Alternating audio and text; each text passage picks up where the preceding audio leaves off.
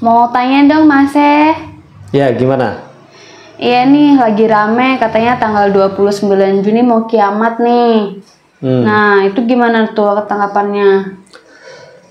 Ya, lagi-lagi urusan kiamat ini tidak bisa diprediksikan oleh siapapun. Mau dia profesor, mau dia guru besar, atau doktor, atau dia peneliti di bidang apapun, tidak bisa mengatakan, menyimpulkan bahwa kiamat akan terjadi pada tanggal tertentu, pada bulan tertentu, pada tahun tertentu. Kemarin beberapa hari viral katanya kiamat terjadi tanggal 29, dikatakan oleh salah seorang peneliti orang India. Tapi nyatanya tanggal 29 sudah lewat, itu tidak terjadi apa-apa. Nabi sendiri pernah ditanya, kapan kiamat? Mata as-sa'ah. Nabi tidak langsung menjelaskan kapan, tanggal berapa, bulan apa, dan tahun berapa. Tapi Nabi justru menanyakan balik kepada si penanya, wa ma'adadta laha, apa yang sudah engkau siapkan untuk kiamat tersebut? Karena memang yang menjadi substansi pada pembahasan kiamat itu benar kata Nabi. Kamu nanya-nanya kiamat emang udah siap? Emang udah siap menghadapi kiamat? Jadi menanyakan kapan kiamat, tapi bekalnya sendiri itu tidak dipersiapkan. Yang menjadi tugas kita selaku manusia adalah menyiapkan bekal untuk hari kiamat itu sebaik mungkin.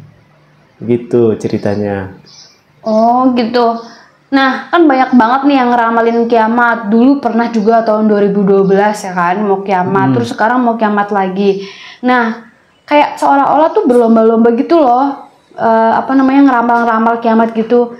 Terus emang apa sih ciri-ciri kiamat? Kok banyak orang yang ngeramal-ngeramalin kiamat gitu?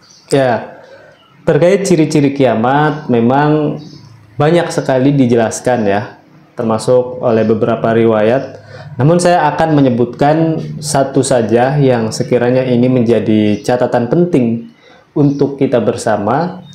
Ketika Nabi menjelaskan tentang ciri-ciri daripada kiamat itu adalah idza duyya'atil amanah fantadhir as-sa'ah. Ketika para orang-orang yang memiliki kepentingan menyia-nyiakan amanat, dia tidak menjalankan tugasnya, dia bersifat seolah-olah tidak tahu dengan amanat tersebut, maka tinggal tunggulah kapan itu kiamat terjadi.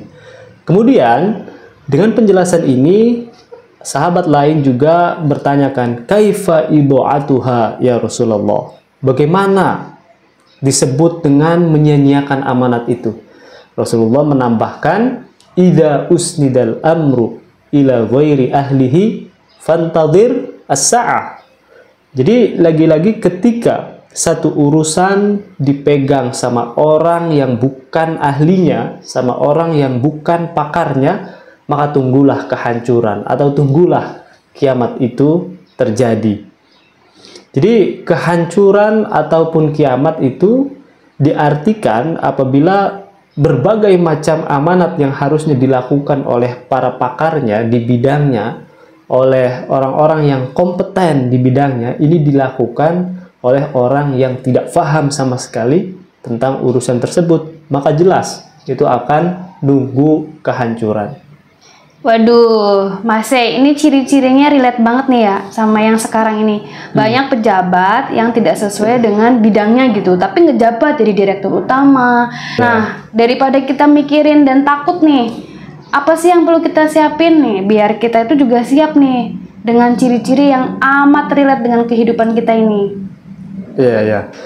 Ya, terkait beberapa orang yang diberikan amanat namun dia tidak menguasai dengan tugas-tugasnya, ini memang perlu menjadi catatan kita bersama. Hal-hal seperti ini tidak selayaknya, tidak sebaiknya, karena memang kita tahu bahwa fenomena hal tersebut tidak terlepas dari dunia politik, di mana ada kepentingan maka dia bisa melakukan dengan semuanya.